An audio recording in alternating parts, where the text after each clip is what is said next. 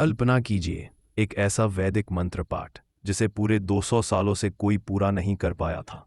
एक ऐसी परंपरा जो पुरानी किताबों में सिर्फ कहानी बनकर रह गई थी। लेकिन फिर एक युवा सामने आया, एक ऐसा युवक जिसकी साधना, जिसका समर्पण आने वाले समय में इतिहास को जगा देने वाला था। यह कहानी है वेदमूर्ति देवव्रत महेश रेखे की। महाराष्ट्र के एक साधारण परिवार में जन्मा यह बालक बचपन से ही कुछ अलग था। जहां दूसरे बच्चे खेलते कूदते थे, वहीं वह मंत्रों और शास्त्रों में डूबा रहता था। किसी को अंदाजा नहीं था कि यही शांत स्वभाव का बच्चा एक दिन वह कर दिखाएगा जो पीढ़ियों तक किसी ने नहीं किया। दंडक्रमा परायणम, एक दुर्लभ, अत्यंत कठिन और लगभग बुला दी गई वैदिक परंपरा। करीब 2000 मंत्र, और हर मंत्र में शुद्ध स्वर, सही लय, सूक्ष्म उच्चारण और अद्भुत स्मरण शक्ति की आवश्यकता। लोग कहते थे, आज के समय में इस पाठ को पूरा करना असंभव है। लेकिन देवव्रत के लिए यह असंभव नहीं था। यह एक आह्वान था। सालों की तपस्या शुरू हुई। सुबह की रोशनी से लेकर रात की अंतिम शांति तक, हर दिन, हर क्षण वह मंत्रों के साथ जो शब्द मन में बस गया, हर स्वर दिल की धड़कन की तरह बहने लगा। गुरुओं के मार्गदर्शन में वर्षों की साधना ने उन्हें इस महान यात्रा के लिए तैयार किया। यह सिर्फ पाठ नहीं था, यह उनका जीवन बन चुका था।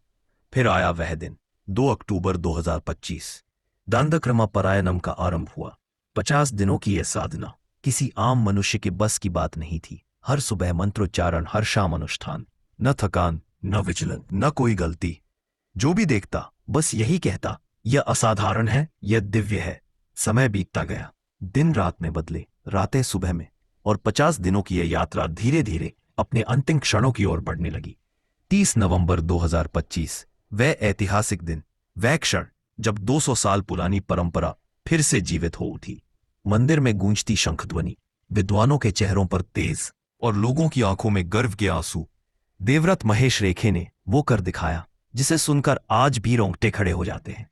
उनके अद्भुत तप और समर्पण के लिए श्रृंगेरी शारदा पीठम ने उन्हें विशेष सम्मान प्रदान किया।